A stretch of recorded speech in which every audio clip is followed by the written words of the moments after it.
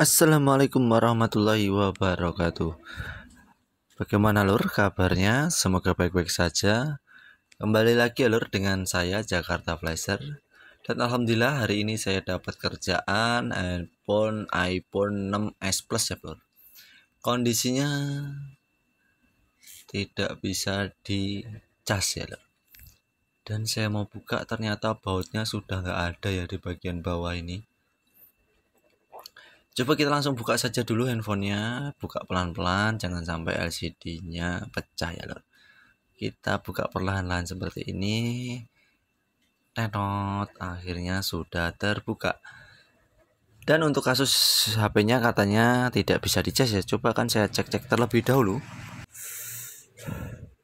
Agar biar aman, ini LCD-nya saya lepas dulu aja ya lor dari mesinnya ya.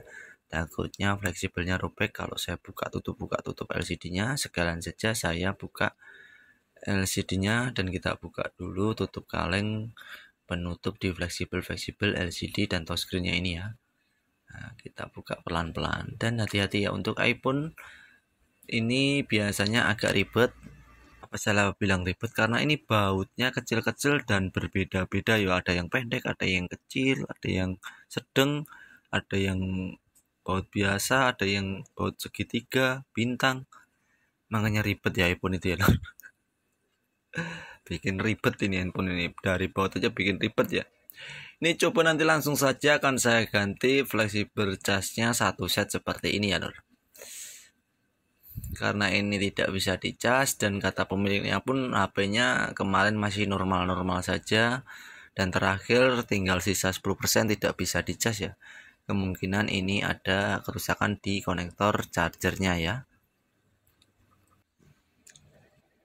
Dan kita buka dulu semuanya. Ini bautnya lebih ribet lagi di bagian bawah ini, banyak banget panjang pendek dan jangan sampai ya lur, jangan sampai salah masang bautnya ada panjang dan pendek ya.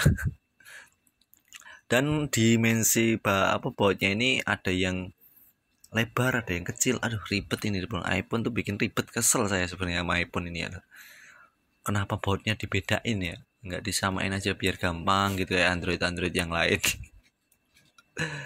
Udah begitu baterainya ratusan lagi ya baterainya. Bautnya ini banyak sekali. Aduh. Dan kita buka ya lur, pelan-pelan kita buka satu persatu. Kenapa saya pastikan dari konektornya, tidak saya cek entah itu takut IC casnya atau di bagian lain ada yang konslet karena tidak bisa ngecas. Kenapa saya langsung bongkar, langsung saya ganti konektor fleksibel casnya ya? Karena di bagian konektornya ini sudah goyangnya terlalu parah. Udah goyang gitu ya. Jadi kemungkinan emang kerusakannya di bagian konektor ya. Dan saya yakin karena saya sering sekali ngalamin seperti ini. Dan kalau ketika bagian konektor masih kenceng, masih rapat, biasanya ada kerusakan di bagian lain mungkin bisa terjadi, mungkin ada di kapasitornya yang short atau di diodanya yang short, bahkan bisa di IC-nya yang rusak ya lor. Jadi kita sebelum menganalisa kerusakan handphone kita cek-cek terlebih dahulu ya. Jadi kita biar tidak salah eksekusi handphonenya ya. Ini kalau kita udah yakin kita cek bagian mana yang perlu kita bongkar ya. Jadi tidak asal bongkar, takutnya malah bikin prosesnya panjang ya. Panjang dalam artian kita capek. Ini kalau kita langsung eksekusi IC-nya berarti otomatis saya bongkar mesin kan. Jadi biar tidak salah eksekusi, intinya di situ ya lor. Dan ini kenapa saya yakin di konektor fleksibel yang rusak ya tadi ya lor, karena di lubang konektornya cukup longgar terlalu parah ya. Kemungkinan ini rusak di bagian konektornya ini ya, fleksibel ini yang baru ini yang saya gantikan ini kita pasang lagi.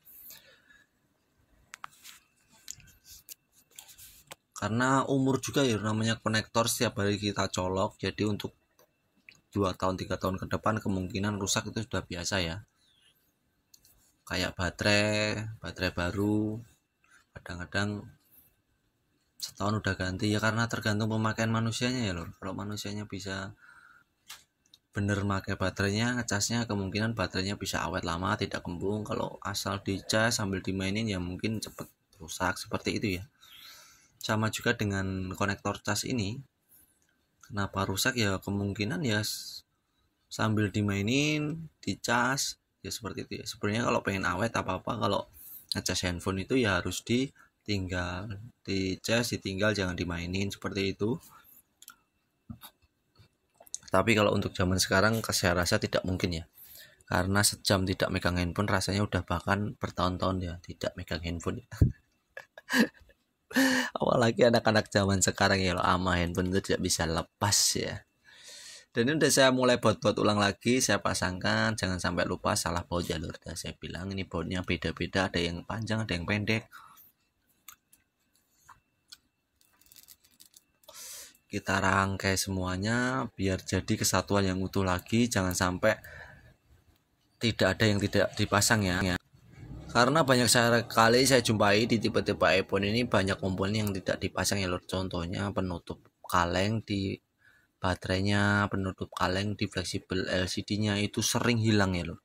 Pada males baut lagi itu. Saya heran ya, tinggal dibaut aja pada kayaknya males banget ya. Alhamdulillah ini sudah mulai rampung. Nah ini udah mulai saya buat lagi, ditutup baterainya perlahan tapi pasti, kerjaan mulai kelar ya lor. Jadi emang butuh kesabaran juga untuk mengerjakan hal-hal sepele tapi ribet ya ini ya. Kalau iPhone ini bagi saya ini sebenarnya belum saya tes ya, ini beneran dari fleksibelnya apa belum ya, asal saya pasang aja ya lor. Ini coba langsung saya tes lagi pakai LCD-nya. Ini belum saya tutup rapat ya ntar ya, kan di penutup fleksibel ini ada kaleng, belum saya tutup dulu. Ini akan saya tes terlebih dahulu di charger biar sampai penuh atau sampai setengah ya. Ini saya tes dulu ya lur. Dan penampakannya seperti ini ya, karena tadi kosong sekali, jadi ini baru muncul logo baterai merahnya seperti ini ya. Ini menandakan baterai iPhone ini kosong sama sekali ya lur. Kita tinggal dulu sampai baterainya penuh atau setengah ya lur, baru saya lanjutkan lagi videonya. Dan ini setelah saya tinggal beberapa saat, mungkin ada kali ya sejam lebih, dan baterainya sekarang udah 87% ya. Dan sukses, dan sekarang sudah baterainya sudah mengecas ya, udah berisi 87%. Ini saya cas lagi dan udah muncul warna hijaunya ya. Pengecasan baterainya sudah normal karena saya sudah yakin ini kerusakan di fleksibel konektornya ini ya, di iPhone 6s Plus ini. Dan sekarang saya matikan, saya baru baut tutup kaleng di fleksibelnya ya, seperti yang saya maksud ya. Tutup kalengnya ini dibaut ya lur, ini karena penguat ya, takutnya kena goncangan fleksibelnya lepas ya. Ingat, jangan sampai yang biasa ngerjain iPhone tutup kalengnya ini jangan nggak dipasang ya lur. Kadang-kadang kenapa nggak dipasang, saya yakin kadang-kadang takut fleksibelnya malah rusak ya masang kalengnya ya. Udah saya bilang hati-hati ya lur, sabar, namanya orang kerja ya sabar ya lur. Nah udah tertutup gini baru ya lur kita balikkan lagi tutupnya, baru kita presisikan lagi LCD-nya ke frame-nya. Tinggal saya tambahkan baut ya di pantatnya tadi, ntar saya carikan bekasan. Dan sekarang mulai saya hidupkan handphonenya ya. Mantap, jadi nota jos ya lur ya. Semoga tutorial singkat dari saya Jakarta Faisal bermanfaat ya lur ya, bagi yang mengalami kasus yang sama penggantian fleksibel di konektor cas iPhone ya. Dan ini sudah muncul petir dan logo hijau di baterainya. Wabillahi taufiq wal hidayah. Wassalamualaikum warahmatullahi wabarakatuh.